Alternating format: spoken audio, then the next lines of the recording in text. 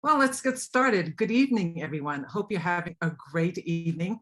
Welcome to this virtual public meeting for the I-55 Corridor Improvements Conceptual Study.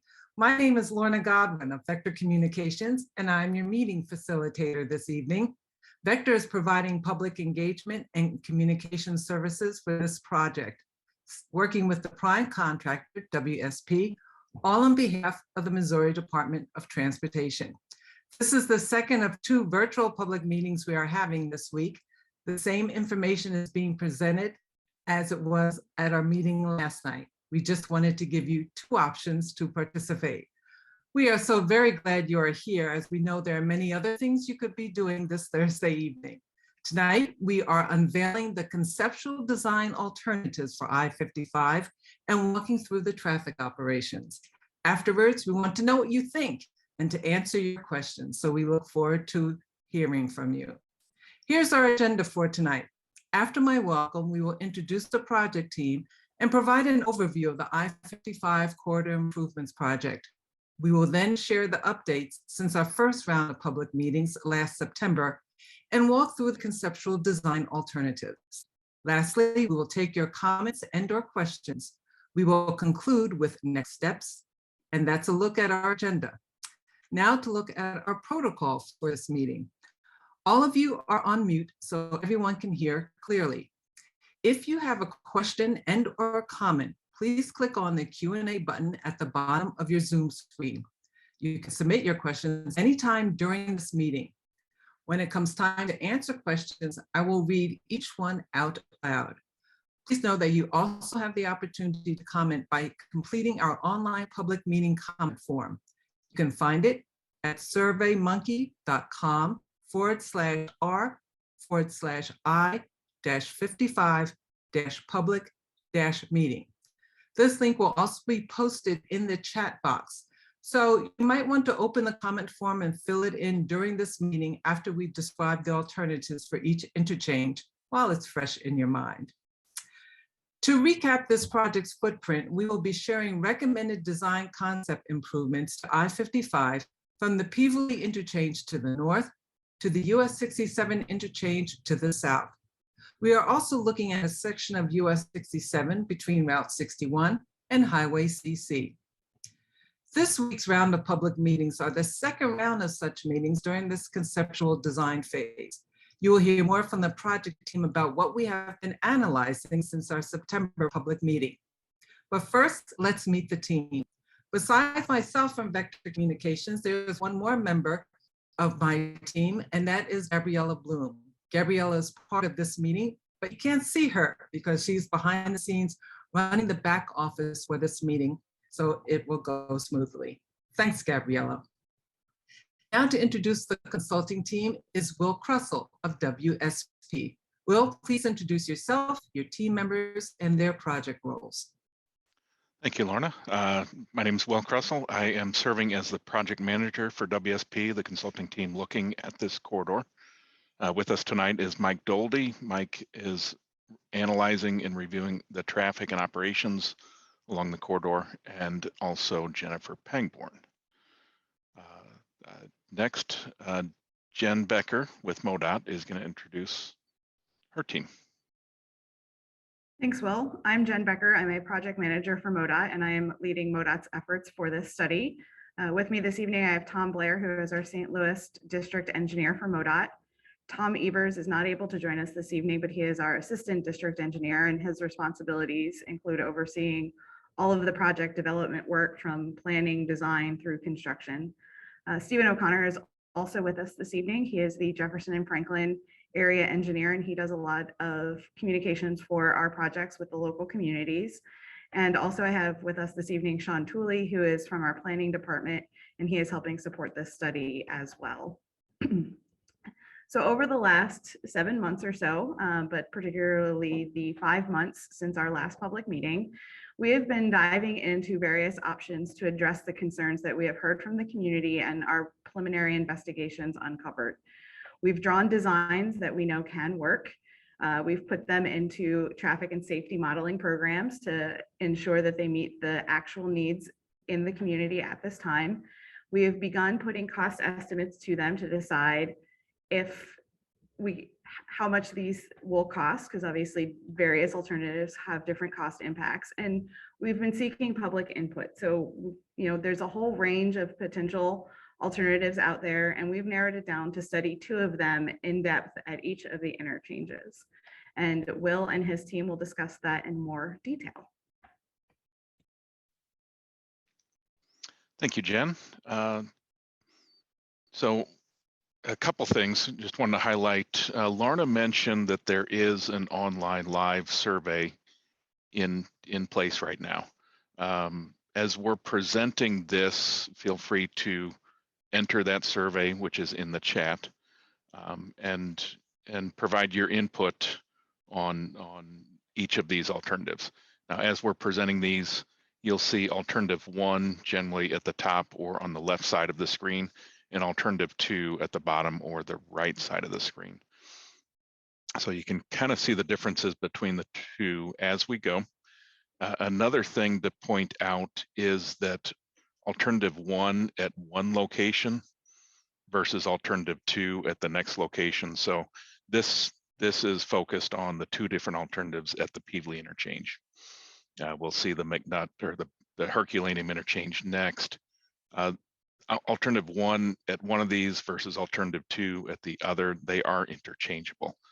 So feel free to vote your preference at each one. I guess with that as a backdrop, we'll get into what these alternatives are. First of all, part of the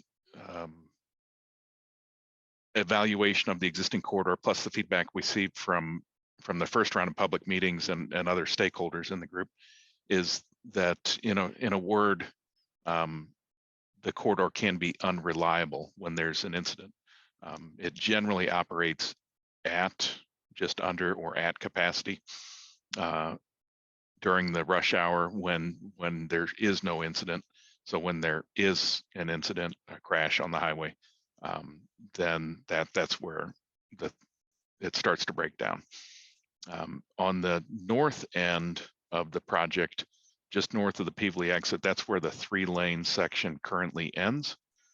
Part of the recommendation as a base condition for both alternatives is to extend that 3rd lane in both directions on I-55 from the Peevely exit and interchange all the way down to the 67 interchange. So that'll be common in both. A consideration for adding that lane, looking to add it in the center, in the median, which is currently an open grass median. And also looking at building from the inside out, and this will help facilitate with bridge reconstruction and other means, is to build from the center out and put a concrete barrier in the center, full width shoulders, and then the lanes in each direction. And that would be proposed from Peevely all the way down to 67, where it would then transition south of 67 back to existing condition. As part of this recommendation, acknowledging that the 4-mile segment between here and Barnhart has a gravel median and an open ditch with a cable barrier in the middle, what we're looking at recommending also would be to add a concrete barrier on one side, likely the northbound side, to replace the cable barrier with a concrete barrier, and then extend that all the way up to the Barnhart exit at M, to get a consistent concrete barrier all the way down from the northern segment all the way through here. Mike, did you want to maybe talk about some of the additional benefits with that? Sure, thanks, Will. And there's definitely a few additional benefits when you look at the traffic operations. By adding that 3rd lane, we do greatly increase capacity throughout the corridor. which really helps improve the congestion that we see out there today. And what we've looked at is projecting how much traffic growth there will be over the next 20 years. And there will be some large traffic volumes, there is now and there will continue to be in the future.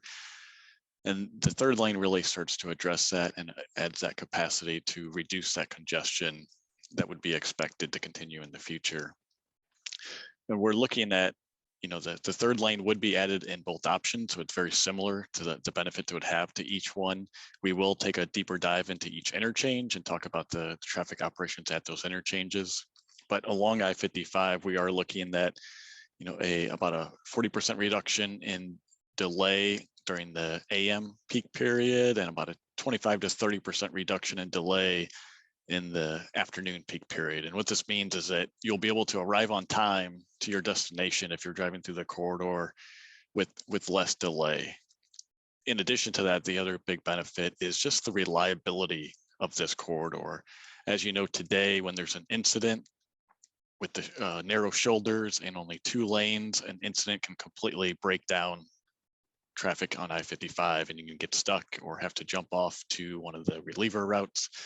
By having the third lane and the full width shoulders during even a smaller incident, you can still allow traffic to get by and keep moving.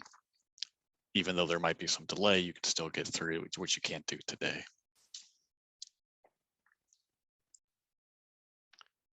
Thank you, Mike. Sticking on this slide just for a little bit longer, south of the Peebly interchange, you'll see the Herculaneum Road near the racetrack, and then a bridge over Joachim Creek a little bit further south of there. So maybe a frame of reference landmarks here. The orange color is intended to represent where a bridge would be. So a bridge over Joachim Creek that would either be widened or replaced. A bridge over Herculaneum Road, that would be a full replacement. And that one has a low vertical clearance today. So what we're looking at with the yellow would be reconstructing Herculaneum below 55 to provide better vertical clearance between the road and the bridge above. And then up at the interchange, there's 3 orange areas in a row. The 2 north and south of Route Z are 2 different railroads, and the highways crossing them at a pretty decent skew. So those end up being somewhat of a constraint on the size and length of the interchange and the ramps. So the alternate one that we're looking at, Mike, I think we can turn to the next page here, is kind of a change to Weir Road alignment as to how it connects to Route Z today. Looking at potentially relocating it to the east towards 55 to a line opposite that exit ramp, and then take the entrance ramp to southbound 55 and move that south down Weir Road and enter at a different location. That does a couple things. One, it lengthens the distance that we can have for a ramp, an entrance ramp, which helps with the grades if you think of the heavy trucks in these areas. And then 2, it also connects to Interstate 55 a little bit high near the top of the hill, as opposed to near the bottom of the hill. So the slower moving trucks climbing a steep ramp and then climbing slowly up 55. This configuration would provide a more conducive, with gravity, a better opportunity for trucks to get up to highway speed and then also maintain highway speed as they enter the highway.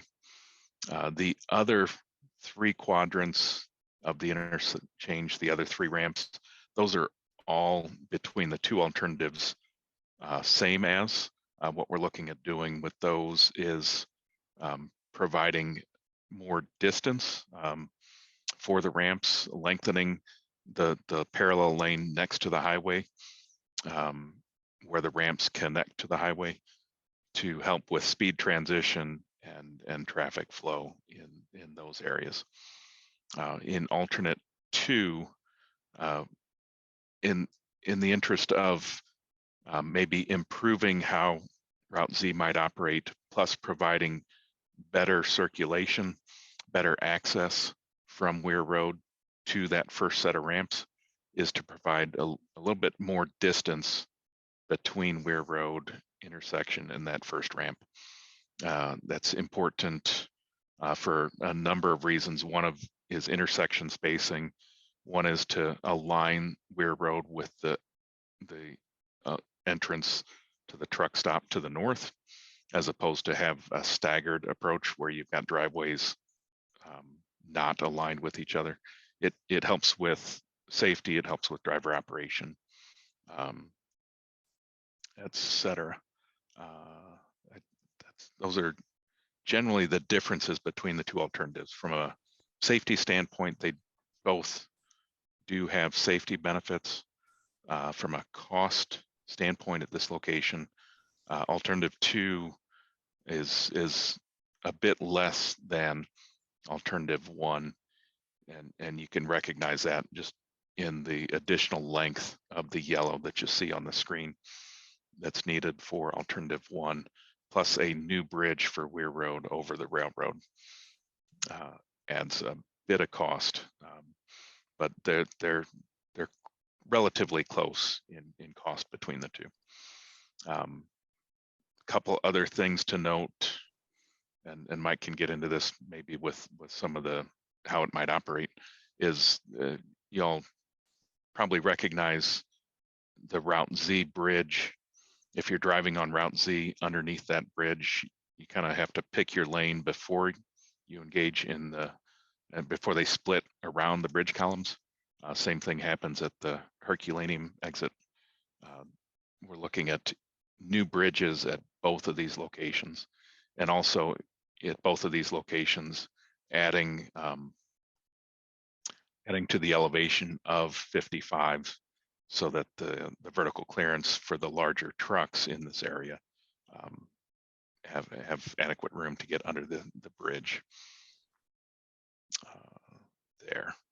So Mike, I think I'll turn it over to you at this point. Cool. And as Will mentioned, by removing the bridge columns between those lanes, that is really the big benefit for both of these alternatives. So you would still have the same number of lanes as you do now, but we'd finally be able to maximize the use of those lanes. We're not getting the full capacity out of those. So with these both alternatives, you would get that. With the alternative 1, we do allow the Weir Road to align with the signalized intersection. So as you come out or into that intersection, you would be under signal control, so a little bit safer and more efficient. And we do account for the new facility, I think, is already under construction here in this site, and it does allow for some other developments in the future along here, and would be able to handle those developments along this new relocated Weir Road. Alternative 2, as Will mentioned, it does improve traffic operations to get a little bit that better intersection spacing by moving Weir Road to the west. So both of these do work very well for current volumes and our projected future volumes in the year 2044, which is our design year. The other thing to mention is both of these, with this new bridge, we would have enough room underneath to have the lanes we have now, plus sidewalks, in order to, in the future, add connections for pedestrians, not just vehicles underneath, pedestrians and bicycles.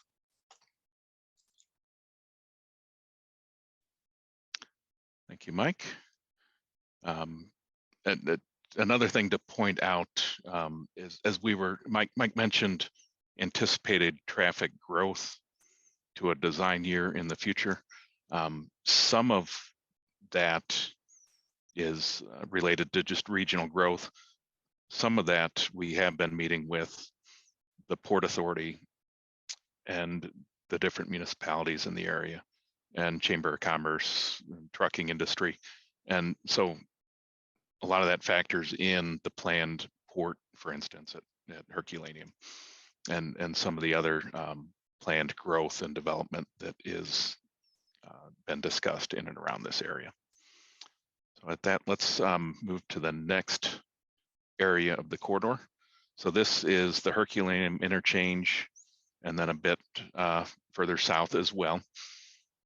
In this area, the orange on the right side of the screen, those are bridges to be replaced over Central Avenue, right there where Mike's cursor is, and then a little bit further south at 3rd Street. 55 goes over both of those, and those sets of bridges would be replaced. The darker color in the middle is the relatively new bridge over Hillsborough Road and BNSF Railroad. That one, the intention would be to leave that bridge in place. When that was reconstructed recently, that was built with additional deck into the median to accommodate, wide enough to accommodate the 3rd lane that we're looking to add with this project. So looking at the interchange itself, similar to Z, looking at extending the ramps, bringing them more fully up to interstate standard, full width shoulders on the main line and the ramps as well. So those are same as for both alternates. The differences at this location is really the interchange type, and then the bridge that spans the interchange type. So an alternative 1, we're looking at roundabouts, and these would tie into the existing roundabout that's just off the image towards the bottom on the west side of this interchange currently.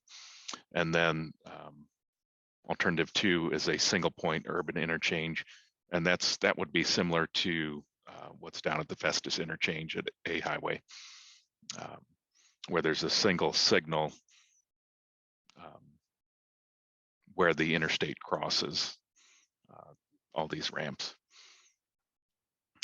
With that configuration, you'll notice the orange in this configuration is a bit broader than on the roundabout, and the big difference there is the bridge limits for a single point interchange are going to be much larger than the bridge limits needed for the roundabout.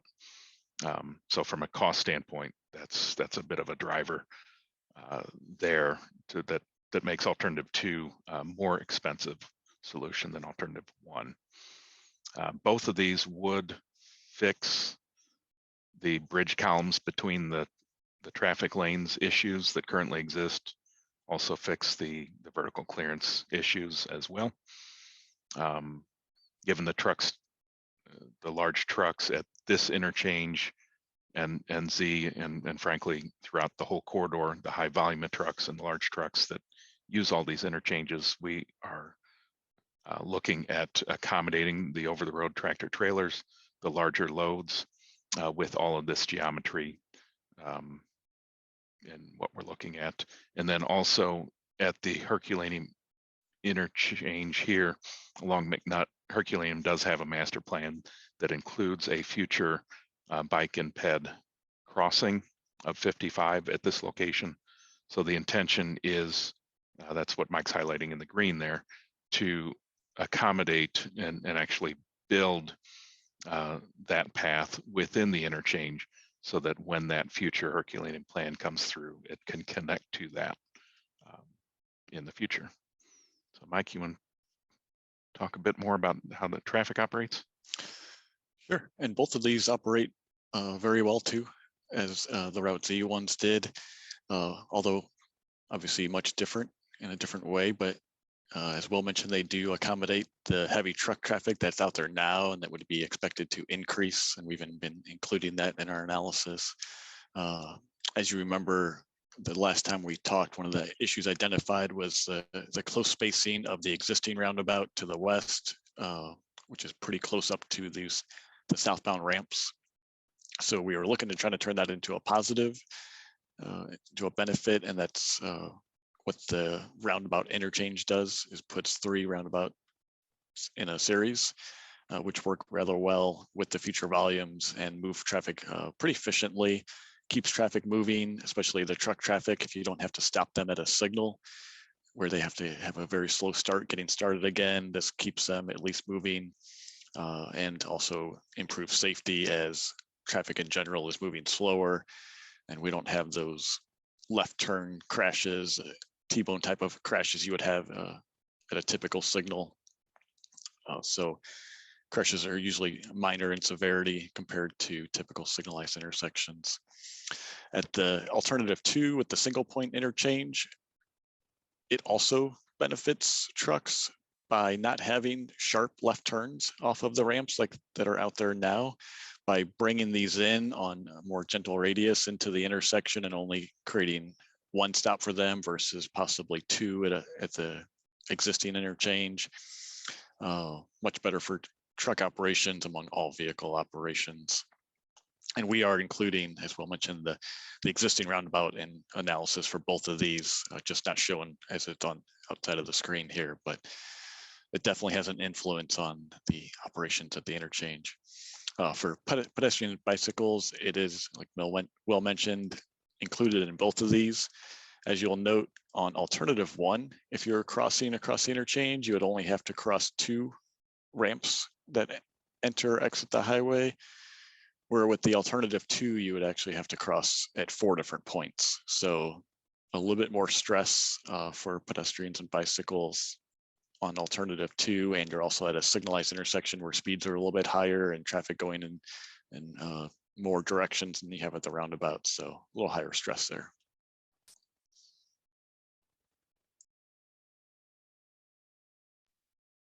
Okay, thank you, Mike. I think at that, let's move on to the next area of the corridor. This one takes us to the south end of the project. It includes the interchange at A Highway at Festus, and then also the interchange with 67. As we talk through this, we kind of showed these two in part side by side because they are physically closer to each other, whereas the others to the north are spaced out a bit more. Plus, as with closer proximity, they kind of relate to each other a little bit more because traffic entering from one interchange tends to need to weave with the traffic exiting to the next interchange as people are getting on and off the highway. A couple things to, excuse me, to point out here. So the third lane on I-55, looking at carrying it down to the 67 interchange, and you can kind of see the blue color as you move south in both alternatives, kind of opens up in the median and ties back into the existing lanes. So that's where the two lanes would begin at the south end of this interchange. Looking between the 2 interchanges, you'll notice a yellow and orange color on both alternatives. We're looking at the potential to reconnect Old Highway CC over the top of 55. If you can picture driving through that area on 55, that's in a rock cut area well below existing grades on either side.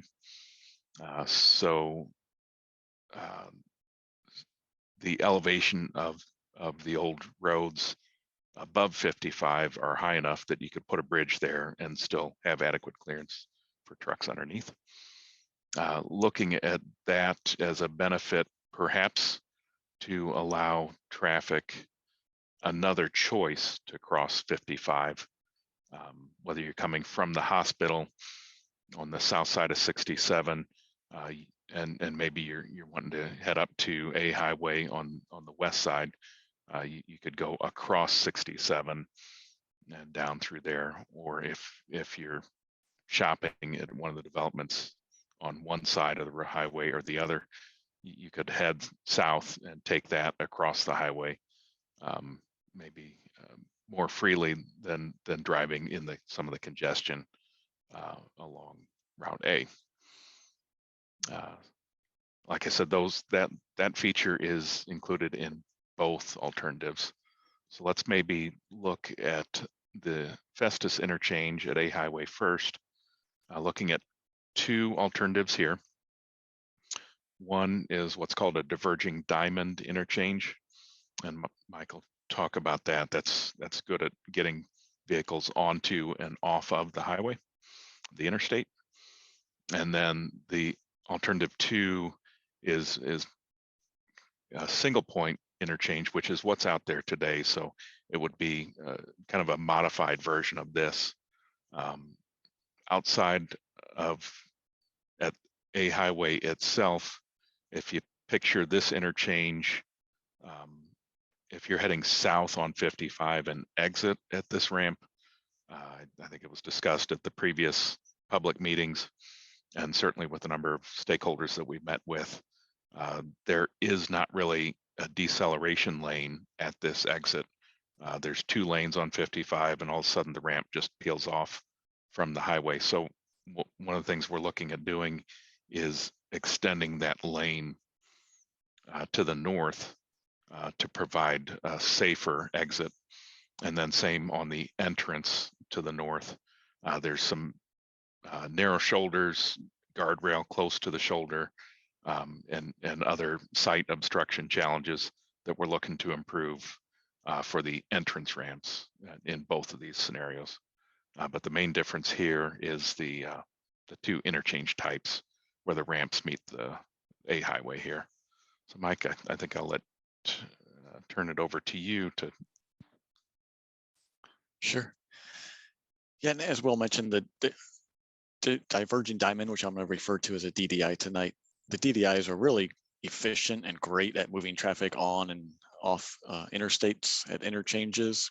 One of the issues we have found in our latest analysis of the traffic operations of this alternative is by incorporating the DDI, we have 2 signalized intersections on either side, and that's where traffic crosses over. If you've driven through one before, we have a few in the St. Louis district, and even in some south of here too that you may have driven through. So with these signalized intersections pushed out from where the existing intersection is, that actually puts us closer to some of the adjacent intersections, such as West Gannon.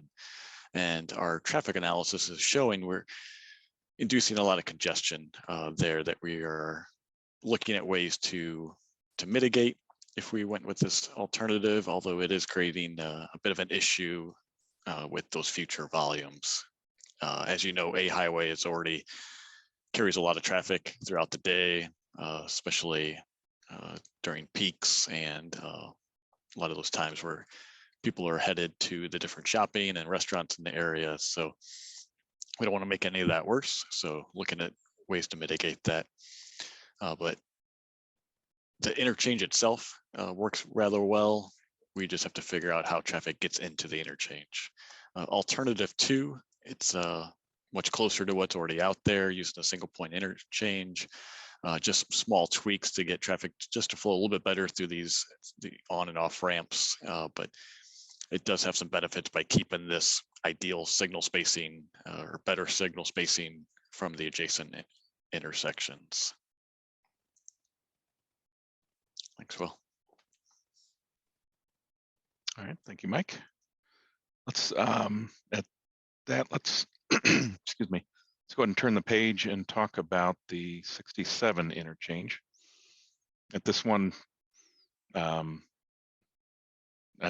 diverging diamond, a DDI for alternative 1 is one that we're looking at, and then the other is a turbine.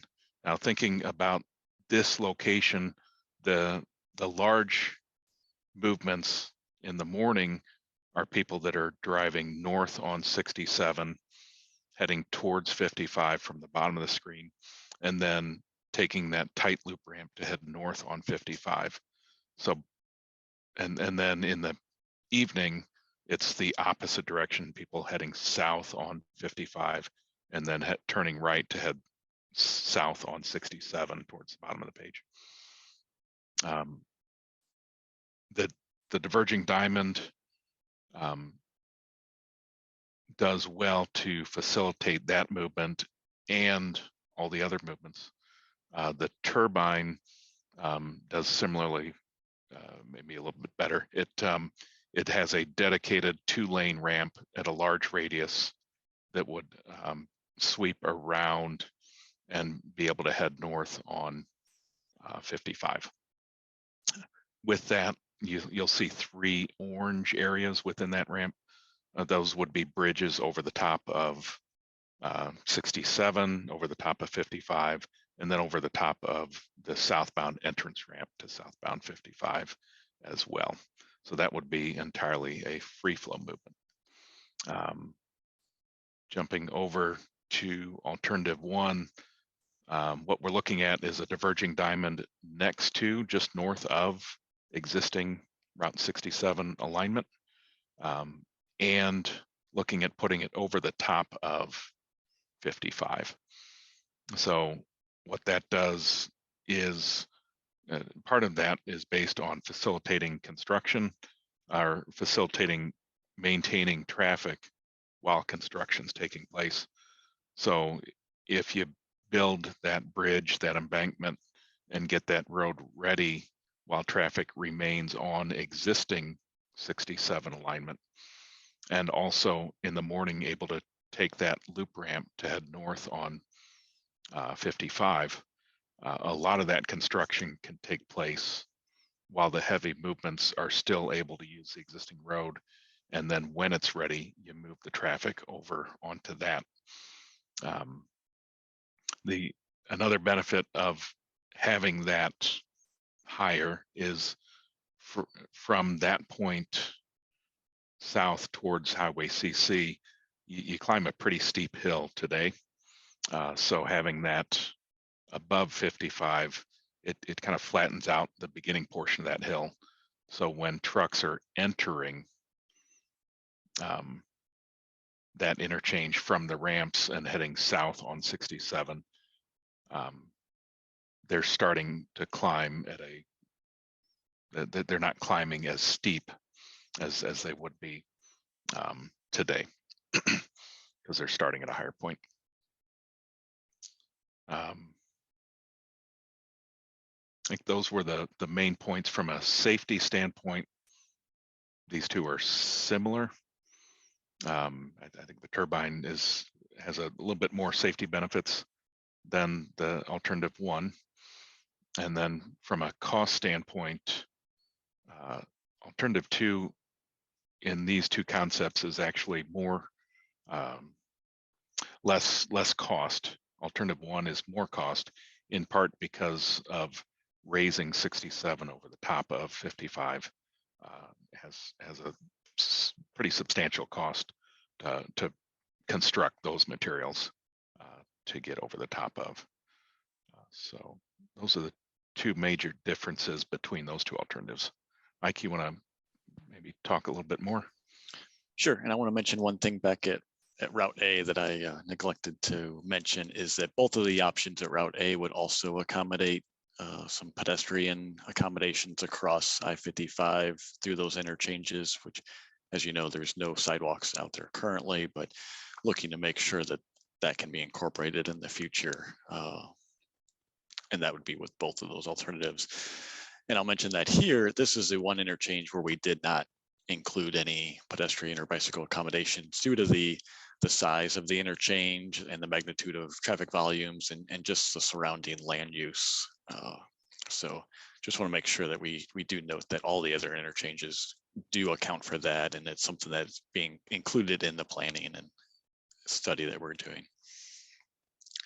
So jumping into these, again, the DDI, similar to at Route A, it works very well at moving traffic onto the interstate. So as you mentioned, in the morning with that big northbound 67 to northbound I-55 movement, they would encounter this signal on the west side, and they would be the predominant movement there, and they would get the priority through that signal. The other movements are very minor, so they would get through there with minimal delay, and they would not have to travel through another signal. They would come across the interchange and then make a free left onto the on-ramp. So in the morning, that works much better than the current situation with the tight loop ramp there. In the afternoon, with the southbound I-55 to southbound 67, our initial analysis did show that it would not work well coming through the signal, and our latest updated, even since these drawings, is to pull that right turn out of the signal at the DDI, and actually it would be similar to what we show here for the turbine. But with that, and that would be a 2-lane off ramp versus the 1-lane ramp that we have now. So a big increase in capacity to accommodate the existing heavy volumes and the projected future volumes. The other benefit of both of these alternatives is the somewhat separation from the US 61 intersection. Right now, as you know, the off-ramp comes in right prior to that 61 intersection, which causes some traffic issues. So by having this next signal and those movements much further away, big benefit to traffic operations in that way.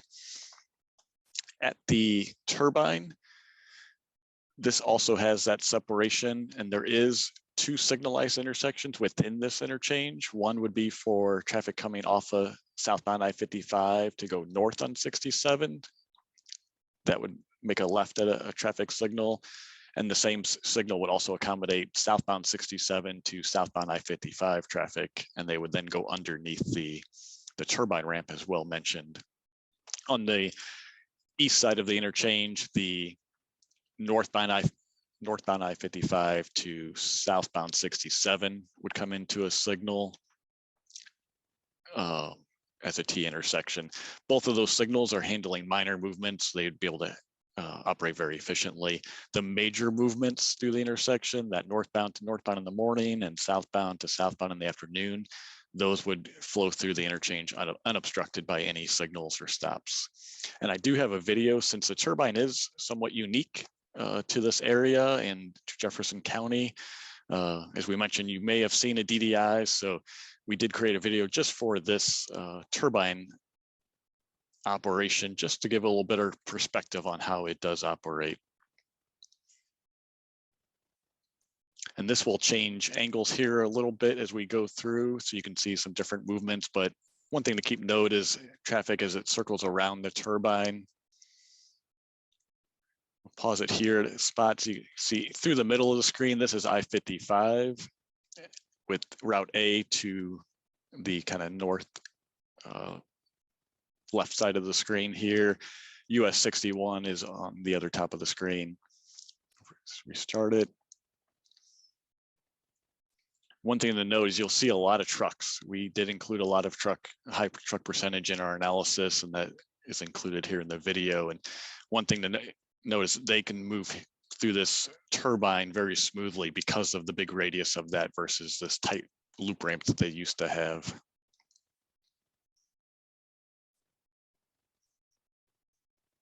I'm going to pause again up here. We would still have the same ramp from southbound 67 to northbound I-55. They would join in with the turbine. And then all of those lanes, we'd have 2 lanes, join 2 lanes of I-55 and then merge together. So just wanted to show that, since that is a little bit unique and will be somewhat innovative for Jefferson County. But there is some other examples of these types of interchanges in St. Louis, in the region, that MoDOT has constructed already or is in the process of constructing. And Will, I think that's all I have for these 2. Okay, thank you, Mike. Something to point out additionally, between this interchange and the Festus interchange at A Highway, recently constructed in the southbound direction is an added lane between the 2 ramps, what's called an auxiliary lane. So today there's 2 lanes heading southbound going through, and then there's an additional lane between the entrance ramp from A Highway and the exit ramp to 67. That would remain in place, and we would just add a third lane in towards the median. So there would be 4 lanes heading south between the 2 interchanges. And the northbound direction, currently there's 2 lanes between the 2 interchanges only. What we're looking at is not only adding the 3rd lane into the median, but also adding an aux lane similar to the southbound direction between the 2 interchanges. And that would be common in both alternatives for this area. I think that was the last thing we wanted to point out in this area. So the last area of the slides that we're going to talk about and present here, the kind of the south end and the western side of 55 of the corridor is 67 between 55 and the Route CC intersection.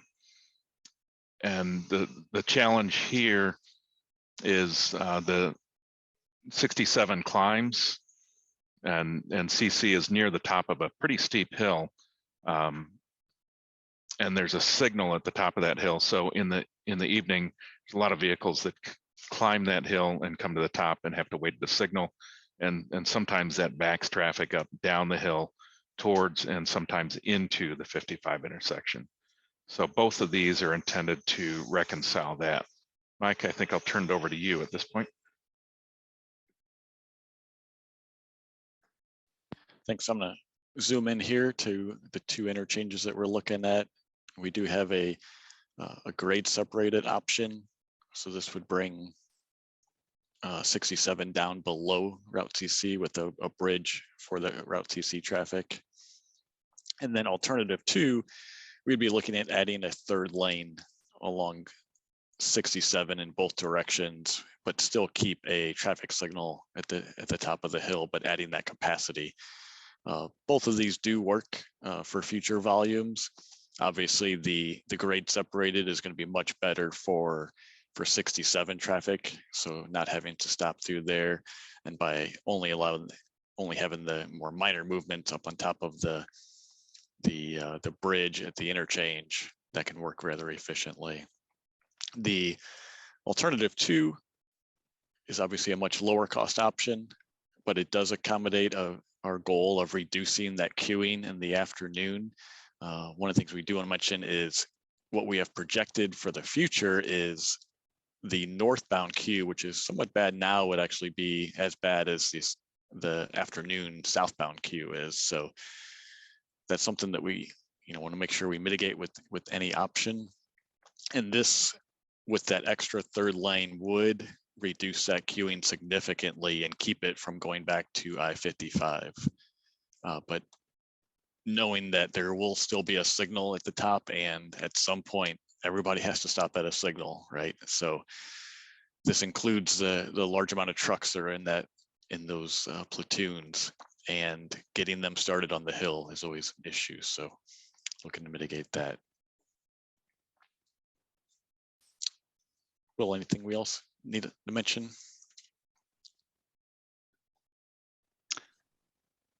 I think you covered it rather well. There's a kind of a big difference between the 2. Pretty big change to introduce a grade separated with the alternative 1. It does have a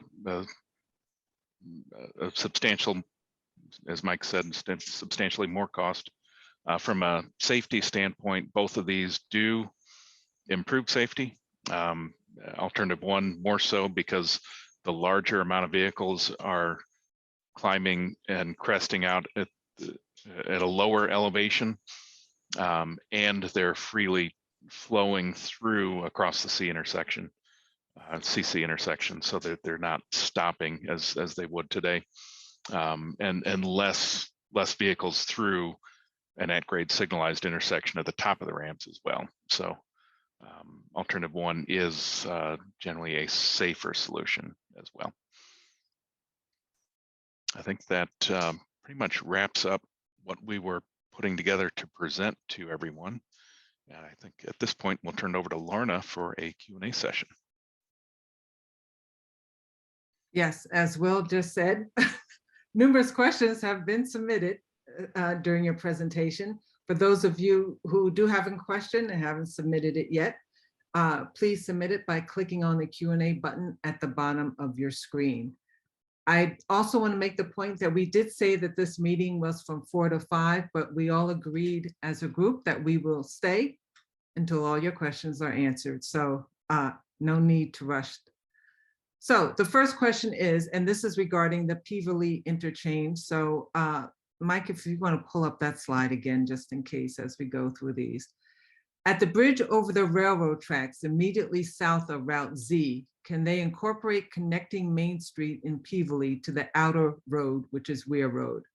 Right now, there is no way to get from one side of the interstate to the other without taking Route Z. This would be a huge benefit to the town of Peverly, plus lessen the traffic burden in an already congested spot. So, Will, Mike? Okay, thank you for that suggestion. It is something to consider. Some of the things that just initial thoughts, not obstacles, but hurdles to overcome, maybe barriers, would be what's the elevation of the highway relative to Weir, relative to Main Street on the east side, what utilities are in between, drainage. There's a number of floodplain crossings across the corridor in this area. But generally speaking, Mike, are you familiar with where Main Street is? Can you point to that on the You'll have to screen? guide me a little. This one. Okay.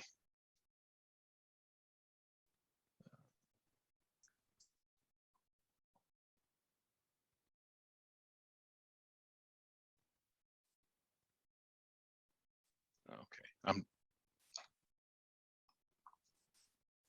I apologize.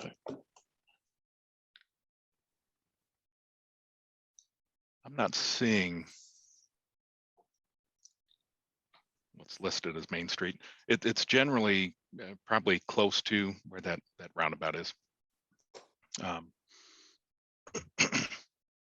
So it's Main Street would be on the east side, and I think the question is, can we look at a connection across there? So we'll take that as a comment, and we will look into that. But nothing more at this point. Next. The next question is regarding the Peverly and Herculaneum interchanges. How well do large trucks handle roundabouts? Okay, thank you for that. So large trucks was a driver for any of the geometry that we looked at, horizontal and vertical. Roundabouts specifically, Mike pointed out from an operational standpoint, roundabouts tend to be more free flowing. You don't necessarily stop and then wait to enter. You kind of each leg kind of paces, sees a gap, and enters. So it's more of a free flow at a slower pace. So the more you can keep a truck's tires rolling, the better they're going to operate and cause less delay, because a full stop, they got to get going again.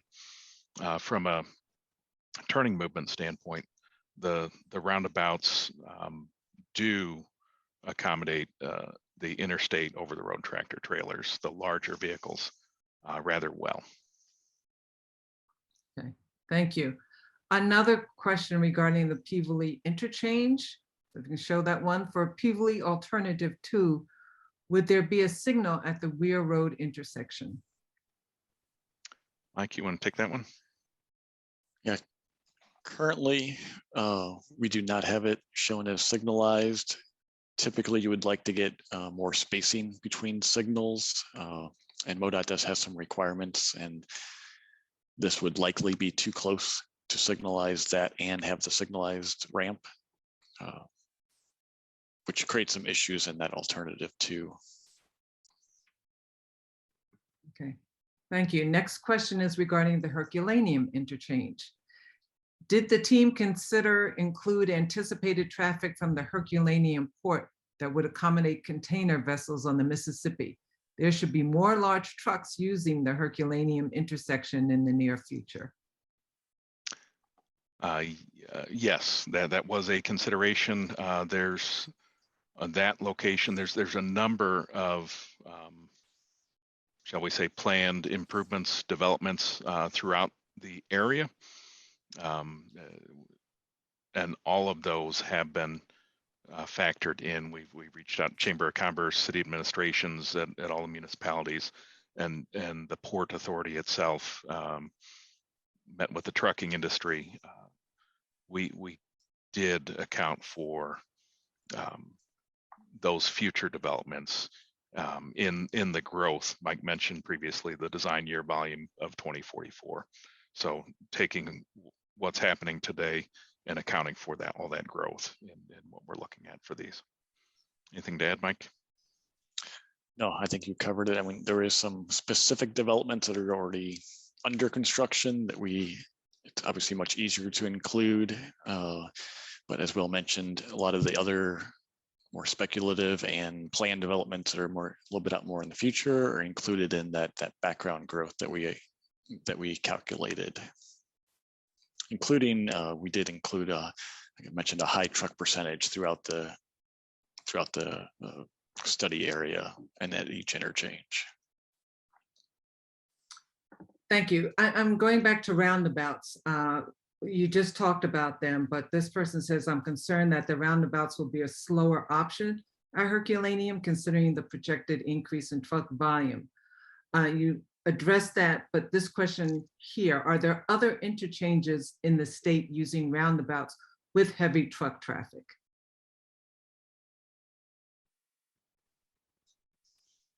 So we don't have any here locally, in the St. Louis region, but Kansas City does use them more, and you'll see some out in Columbia off of I-70. Obviously, I-70 is a very heavy truck route across the state.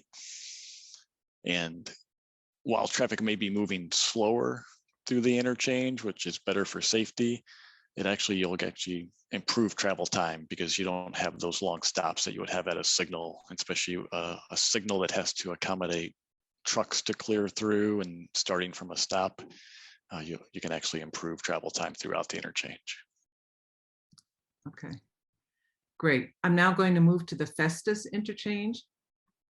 Is it true that the trailer park right next to the Festus exit will have to move?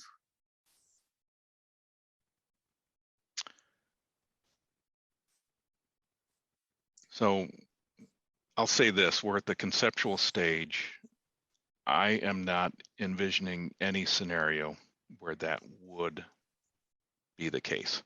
The existing improvements that we're looking at, the deficiencies are generally along the ramp north of that residential area, and then the connection to a highway south of that residential area. The ramp is already in good shape. The appropriate number of lanes, everything else in the area where it's parallel to that residential area or directly adjacent to. So I am not seeing anything that would lead us to believe that there would be any needs to take or utilize any of that private property for this project. All that being said, there's utilities, there's drainage, there's permit requirements, there's a number of layers of detailed design that need to be processed through to confirm that. But likely outcome is everything can happen within the existing MoDOT controlled right away. Thank you. Another question related to Festus and 67. How would northbound I-55 between US 67 and Route A look with either alternative for Route 67? Would there be an auxiliary lane between US 67 and Route A in addition to the 3 lanes of traffic on northbound I-55? Yes, all these recommendations include an auxiliary lane added. in the northbound direction in addition to the 3 lanes. And so there's 4 lanes northbound between the 2 interchanges, and the existing one that was recently constructed in the southbound direction would be retained as well. So 4 lanes in each direction between A Highway and 67. Okay, great. Now we're going to move to the Highway CC intersection. If you need fill for the US 67 I-55 interchange, how about lower US 67 at Pounds and CC intersection and build an exit there to eliminate that stoplight and lessen the height of that steep climb?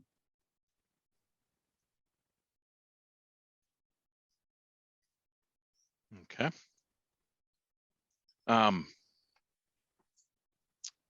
Thank you for the suggestion. We will take that into consideration. Most of what we looked at generally fits within the existing MoDOT controlled right-of-way and does not require any acquisitions.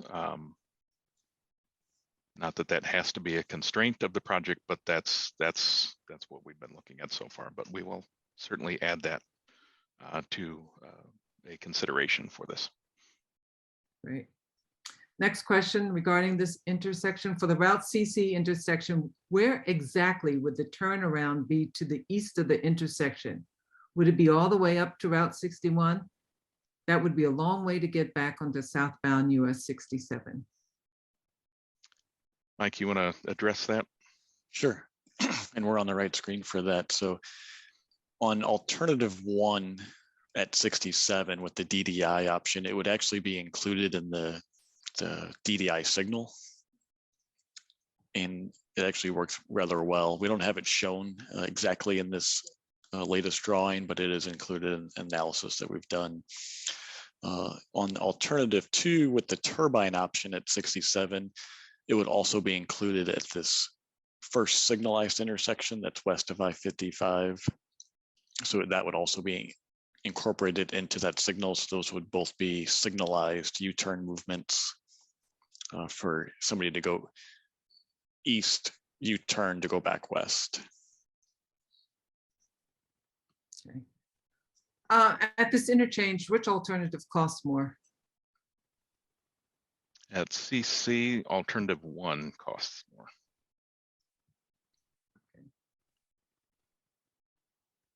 At CC, will either alternative for the improvements on US 67 northbound between Route CC and I-55 require the buyout of any residential or business properties along the way? Similar to the previous response, that is not anticipated at this time. Another CC. For Route CC, since we are shutting off the existing crossovers, wouldn't introducing turnarounds, I'm assuming J-turns for alternative 2, create a similar safety issue?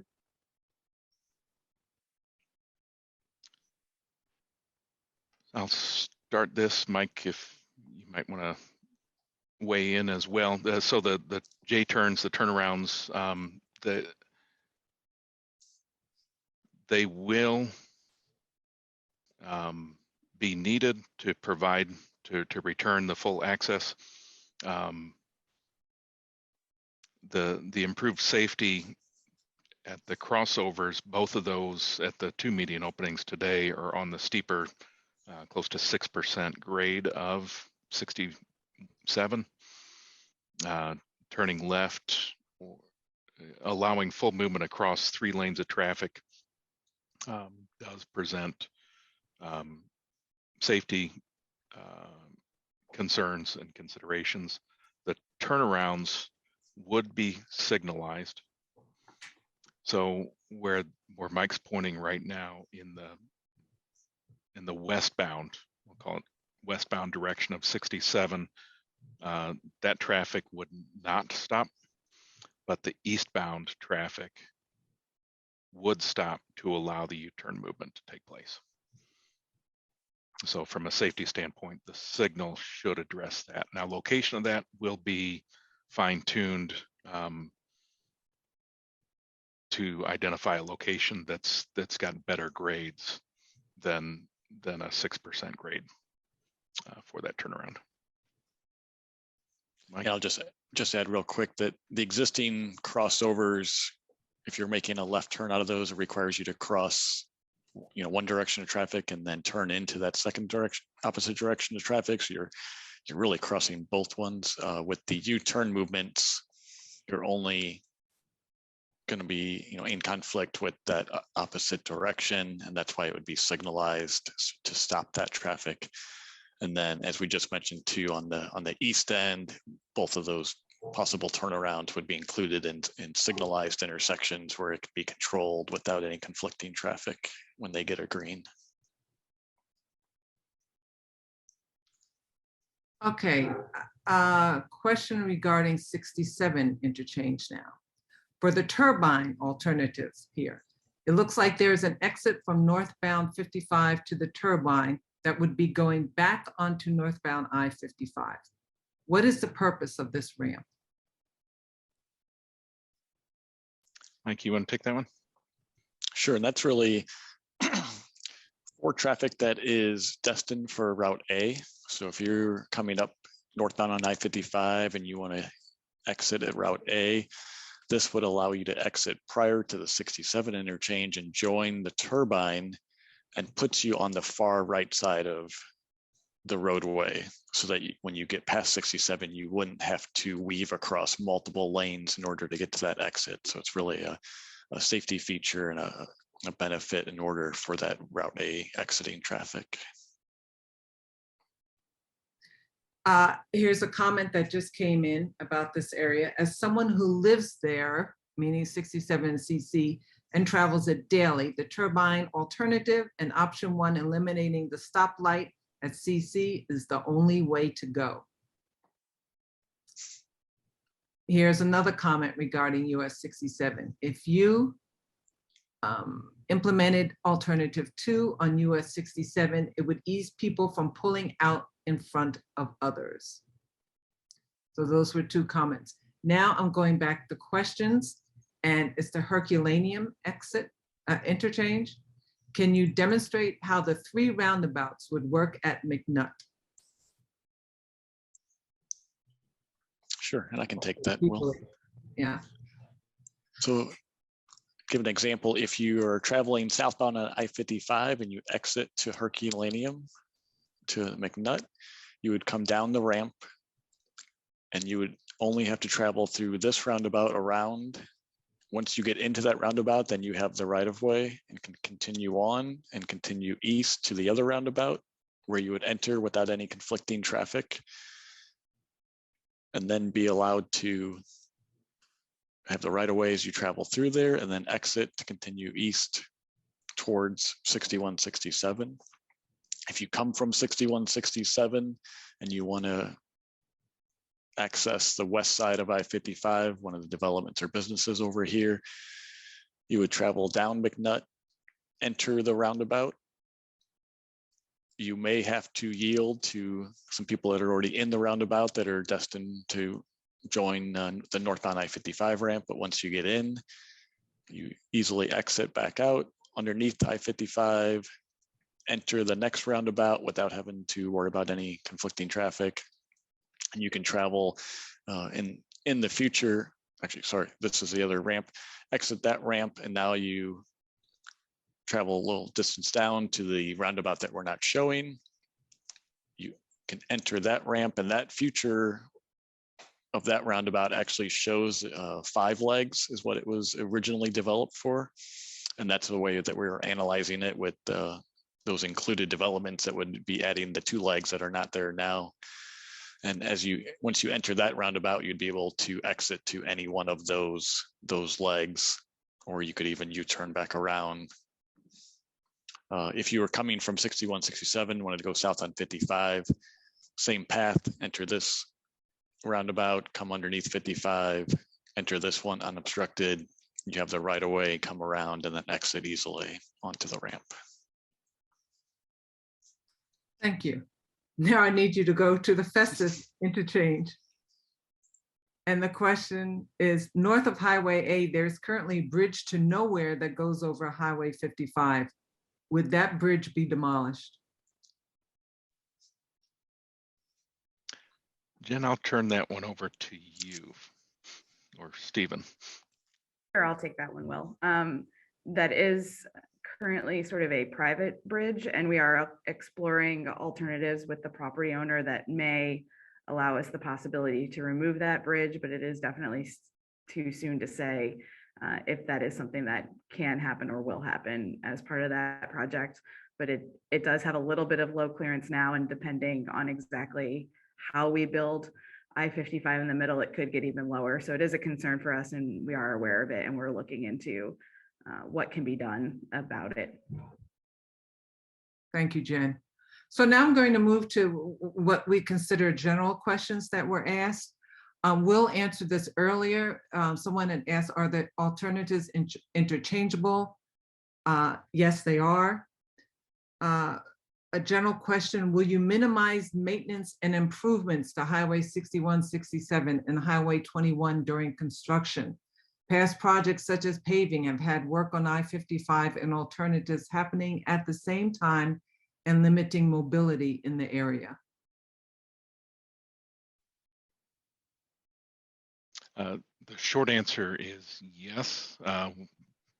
This project team, working with MoDOT, working with the list of all their other projects, are looking at the whole gamut and looking at making good decisions that minimize concurrent projects, cutting off reliever routes. Okay, next question is about bike ped. Can you repeat the pedestrian and bicycle options for the different alternatives? I think that the Herculaneum interchange was the only one that was mentioned. Okay, that was the only one that was mentioned. On this screen here, if a new bridge is built over the top of 55, closer to 67, between 67 and A highway, that would be an option for a bike and ped connection across. For either of the options at A highway at the Festus interchange, there are no pedestrian facilities today. However, either option would accommodate, would be able to accommodate future pedestrian connections. And then same would be true at the Peebly interchange as well. We do not anticipate a likely recommendation to accommodate pedestrians within the 67 interchange itself. And then similarly at CC, I could see pedestrian accommodations for the grade separated. I could see serious considerations for evaluating the safety of a pedestrian crossing if it's not grade separated, given the number of lanes and the distance that they would have to cross. Next question, this was asked before, but it seems it bears repeating. Are any businesses or homes going to be displaced? We do not anticipate any displacements for any residential or business. And if approved, when will the construction start and how long is it estimated to impact current traffic flow and to complete the total project? Jen, you have a opinion there? Do I have an opinion? Oh, sure. To be honest, we don't know exactly. We are still working on the total funding and planning package of when and how this gets built. There is approximately $93 million committed for construction in state fiscal year 24 in our current statewide transportation improvement program. So at the latest, it would be in 24, but we have received some additional funding from both the Senate bill passed by the Missouri legislature and signed by the governor last year and from the federal Infrastructure Investment and Jobs Act. So we are, as a whole district, looking at planning scenarios and how to spend that money is available to us. Some additional funding may come to this project, so that will change what and when and how long construction is going to take. So at this point, I can't make any specific commitments to when or what or how long it's going to take to build. But as we move forward with this project in the next couple of months, those are the things that we're going to be looking at to try to deliver this project in the most efficient way possible. And this is the last question. Can we get pictures of these alternatives? And the answer is yes.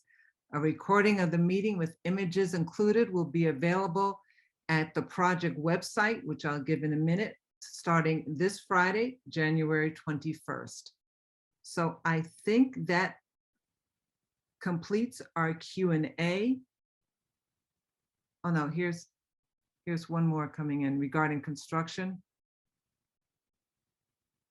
For option 1 at the 67 and CC interchange, the value of the through traffic is very beneficial, but how and where will 67 traffic be rerouted during construction?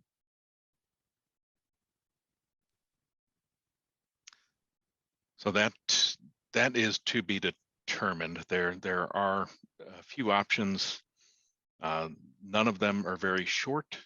It would most reasonably be a detour along MoDOT controlled routes. So a lettered or numbered highway.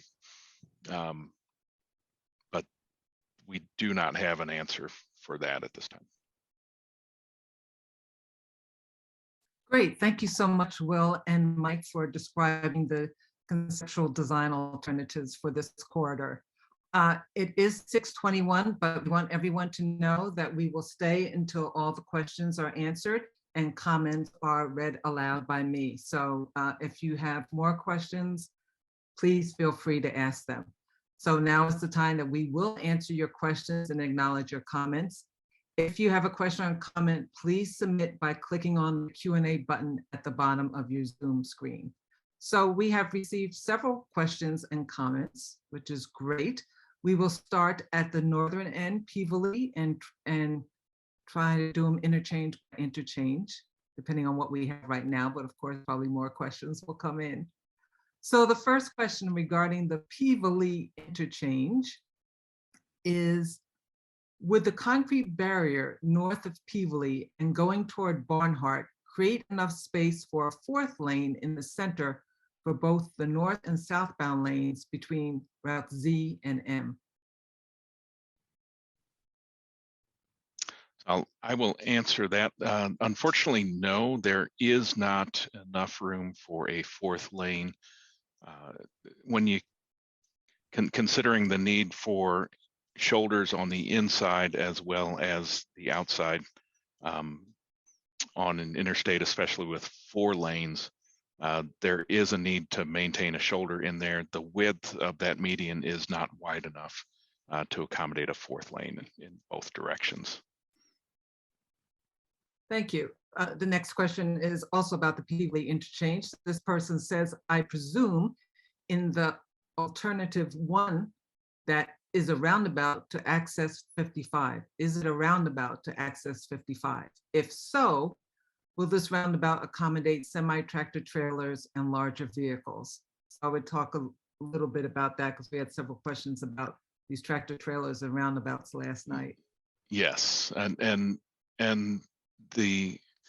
knowing the industry that's there today, whether it's the truck stops or the quarries or the industrial facilities nearby, there's a number of trucks in the area today, considering the port and other hubs in the future that are going to generate more traffic, more truck traffic.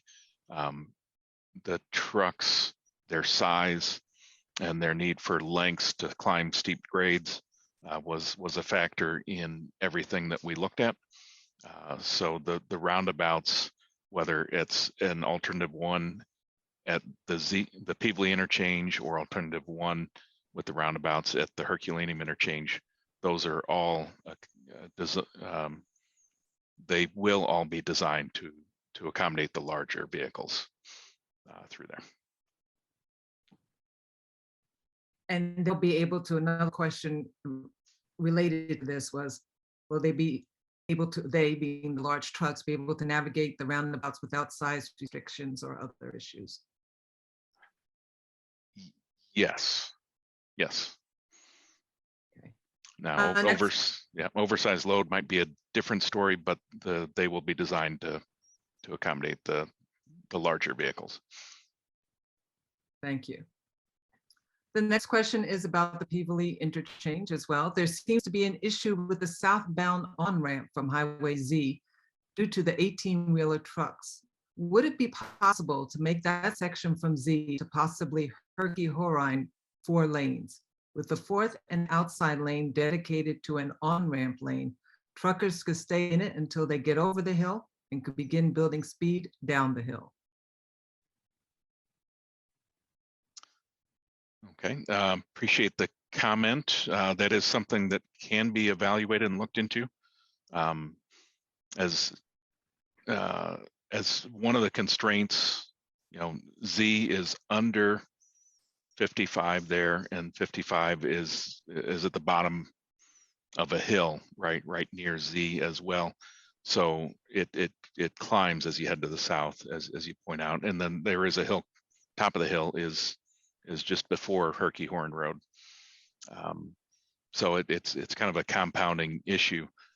In both of these alternatives, we're looking at improving that as all trucks enter this ramp and all other ramps. The key difference between alternative 1 and 2 in this location is trucks would use the alternative 1, the relocated Weir Road, and then enter 55 southbound in a longer ramp where they're better able to get up to highway speed. And then when it connects to 55, it would be near at or a little bit past the top of the hill. So that would, I guess, address that comment. Will, I'll add too that just by having the third lane does allow for much better merging and diverging of traffic at the interchanges throughout the corridor. So right now, as you know, it could be very hard to, even find a gap as to merge in, but by having that third lane, that's going to space out traffic, allow traffic to move over another lane. So additionally allows trucks especially to be able to merge in. Thank you. Thank you, Mike.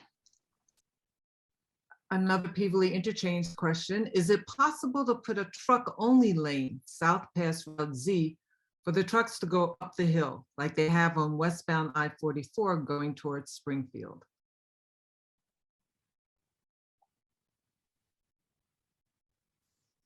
That is, again, something that can be looked at with the entrance ramp connecting from Route Z in the current configuration. It does present some challenges to adding a truck lane on the outside, but yes, that is something that can be looked at, and we will look at that. Great. Next question is regarding Peevely and Herculaneum. On the on-ramp southbound at Z, once you're at the top of the ramp, there is not enough time or room to merge into I-55. The same is true at I-55 North at Herculaneum. Both are very dangerous, especially at rush hours. Is this going to be corrected? Yes, we are looking at extending that aux lane, that acceleration lane, as you get to the top of the ramp, rather than have it end and you have to get onto the highway. We're looking at extending those on all of these ramps throughout the project. Additionally, as Mike just mentioned at one of the previous questions, adding the third lane on 55 itself does spread out the traffic on 55. So there will be more gaps to merge into as well. So combination,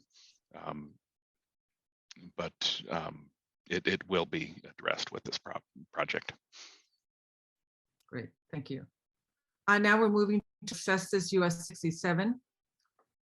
Will there be a continuous merging lane on northbound I-55 from the 67 interchange to Route A? It seems like this would help with merging. Yes, to that one. The existing one that was recently built in the southbound direction will remain, in addition to the 3 lanes heading south. And then in the northbound direction between 67 and Festus interchange, there will be 3 lanes on 55 and an auxiliary lane between the ramps. So 4 lanes in the northbound direction as well. Question, Festus, regarding the Festus interchange. Is the signal at Buck Creek Road in the future trying to pull into or cross 65 mile per hour to 70 mile per hour traffic as a safety hazard?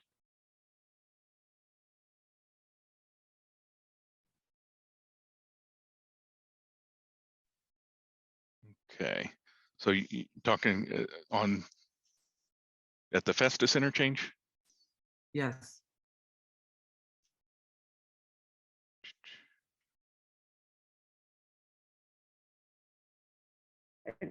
Well, I think I'll take this one for you. I think they're Thank you. talking about 67 at Buck Creek, which is the next sort of major location down.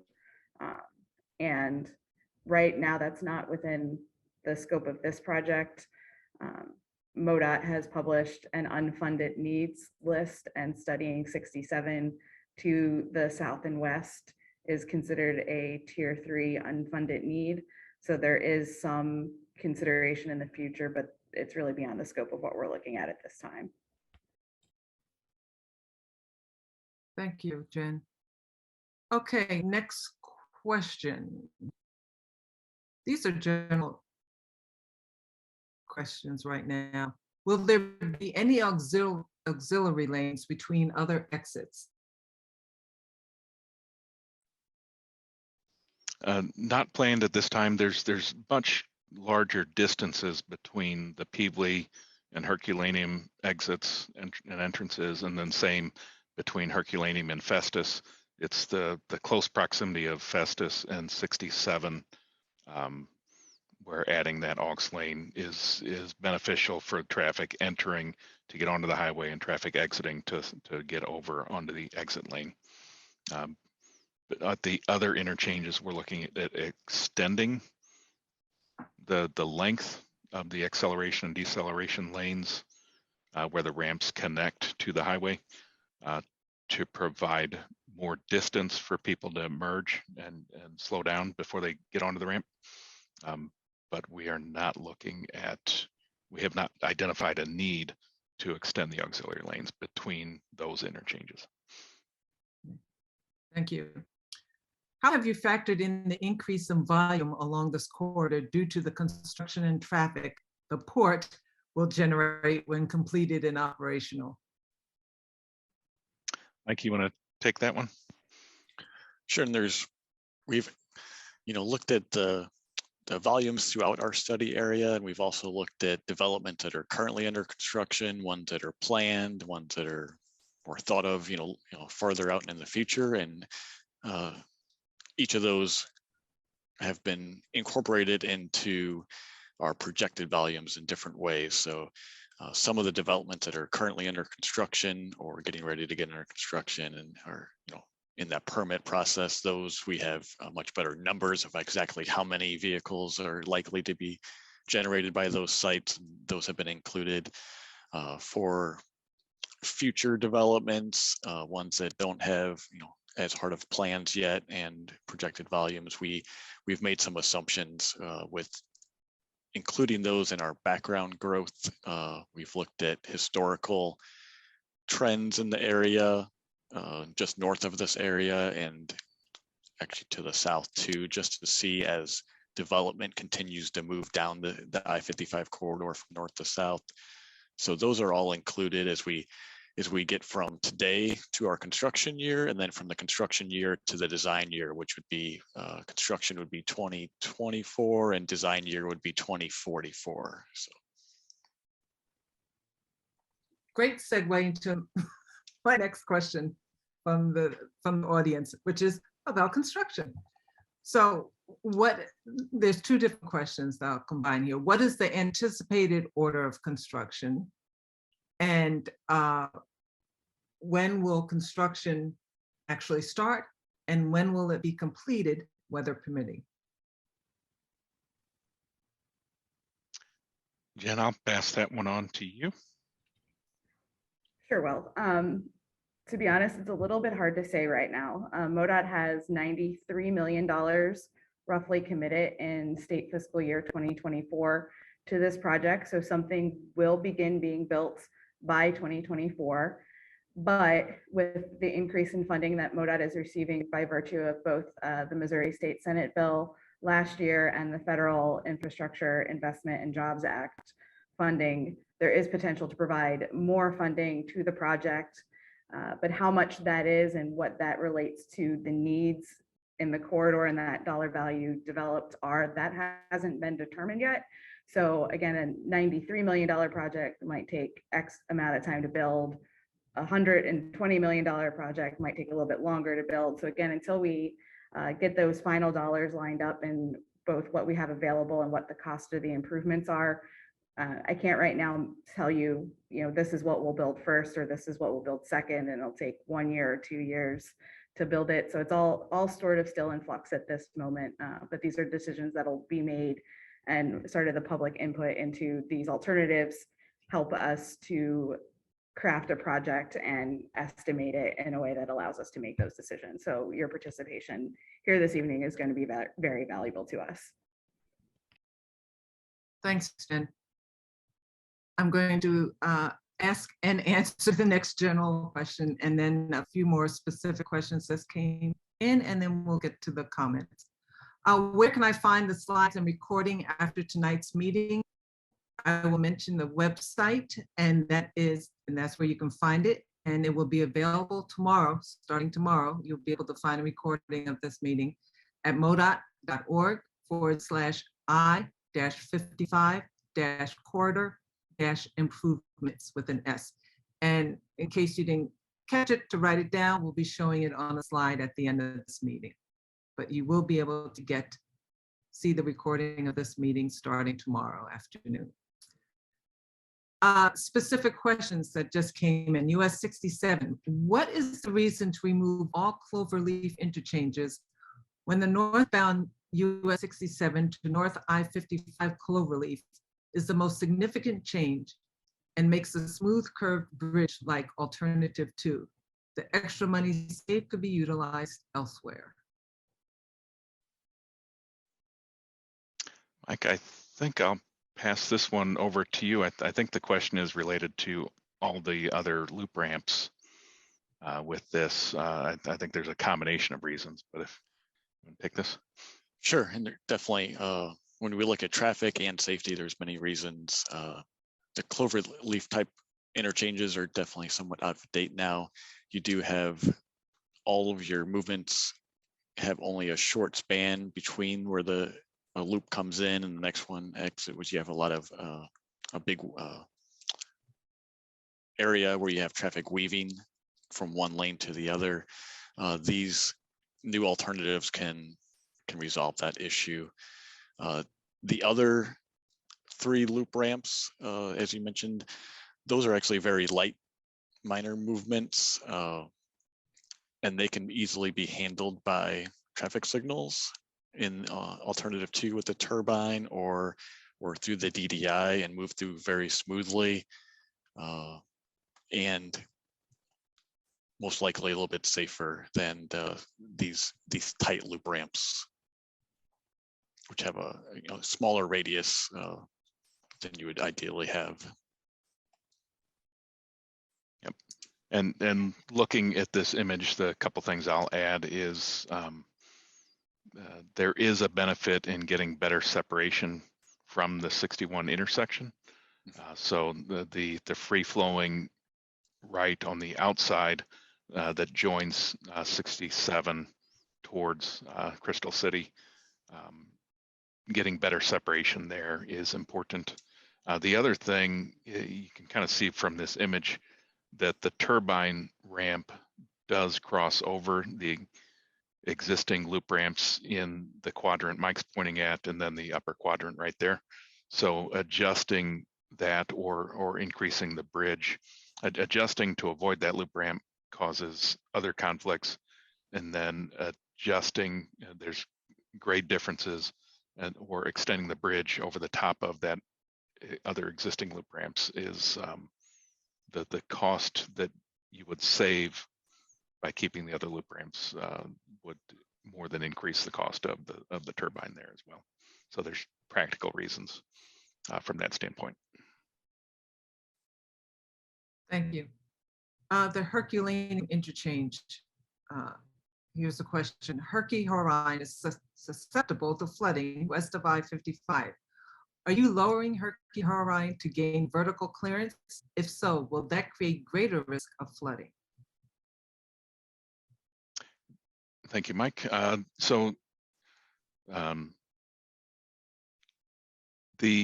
The grade difference, that there's really not an elevation difference challenge under that bridge under the southbound lanes. The low vertical clearance is really under the northbound lanes. So we're really just looking at lowering Herculaneum at the eastern side. Part of changing that grade just to blend it in. We've got that shape heading towards the west side as well, but it is not doing anything to increase the risk of flooding Herculaneum beyond what's already happening today. Thank you. At this time, there are no more questions, so I am going to read out loud the comments so everyone can hear them. The first one is, I think an additional road that connects to Old Highway CC is a great idea. I never considered that possibility before. With the newer development on the west side of I-55 and south of Highway A, bringing more traffic through the area, I think it would be a smart move. The next comment, I don't know much about DDIs and their efficiency, but I am just thinking that keeping traffic continually moving at the US 67 interchange, as in alternative to the partial turbine, would just make sense. If cost efficiency supports using alternative 2, I believe the public would embrace this interchange well. The next comment regarding alternative 2 at Highway Z interchange will not solve current problems with trucks entering southbound. The on-ramp is short and steep, which is one of the reasons for the current bottleneck. Extending the on-ramp further south, similar to Highway M ramp, would be ideal. The next comment, love the updates. The grade separation at Highway CC is amazing. And the last comment we have, Highway CC intersection is very dangerous in the morning due to the sunrise in your viewing area of the stoplights. The option with the CC bridge would greatly benefit that. And those are the comments we have. So that is it, unless Will or Mike or Jen, you want to add anything else? I will close. So thank you all for your comments and questions. Even though you may have commented during this meeting, we still would really appreciate it if you would complete our online comment form. You can find our public meeting comment form on our project website under the virtual public meeting section. Our project website address is again modot.org/I-55-corridor-improvements with an S. You have until Tuesday, February 2nd to submit your comment form. That's Tuesday, February 2nd. Next, just like we had 2 virtual public meetings this week to maximize public participation, we will have an abbreviated version of what we just presented to you on display at Festus Public Library. These informational boards are already up and available for your viewing through Thursday, January 27th.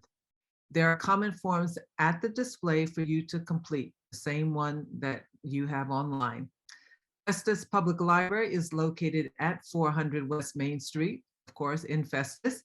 Library hours are Monday through Thursday from 9 a.m. to 7 p.m., Friday from 9 a.m. to 5 p.m., and Saturday from 9 a.m. to 2 p.m. The library is closed on Sundays. And lastly, here you can see all of the ways you can stay involved with the I-55 Corridor Improvements Project. In addition to submitting a comment form online or at the Festus Public Library, you can also submit comments directly to Jen Becker by emailing her at jennifer.becker@modot.mo.gov or calling 314-453-5099. We hope you will encourage your neighbors and friends to visit the Festus Library display and submit a comment form. Now, if you want to stay up to date about this project, you can sign up for project updates at the same project email website address, modot.org/I-55-corridor-improvements. Our next phase of this project will be the preliminary design and environmental documentation phase. Well, this concludes our virtual public meeting for the I-55 Corridor Improvements Conceptual Study. Thanks again for attending and staying with us, even though we were 15 minutes over, but we got all your questions and comments, and so we thank you. Have a great evening. Good night.